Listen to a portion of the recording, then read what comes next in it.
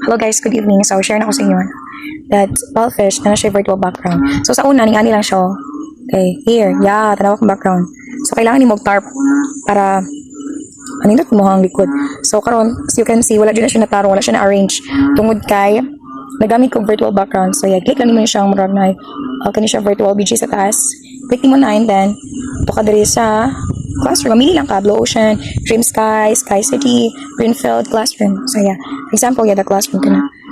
Oh, yeah, mag-classic ko. No, sa una, pag mulakaw, and then ako classic eh. Magdala pa ko og kaning tarp, pero karon kay dili na. So, nana ni siya. So, ni ani jud ako forma, mura siya kanang naputol-putol ko kaya akong background. Yes, dili siya pure white. So, dapat indot siya nga pure white or plain ang imong background. So, kanina, po, ginan ko ani. Yes, as you can see, guys. Oh, di ba din ako kita? Okay, yeah. And next one. And like Greenfield. Nawa. Hindi ako makita. Kaya matabunan mo ako now. So, dapat na siya kilig lang. Here, okay, next. Is kanina siya. So, mana siya, guys. Hingat ka rin kinanay. Virtual background si Ballfish. So, kung asa ka mulaag, hindi na ka mulaag.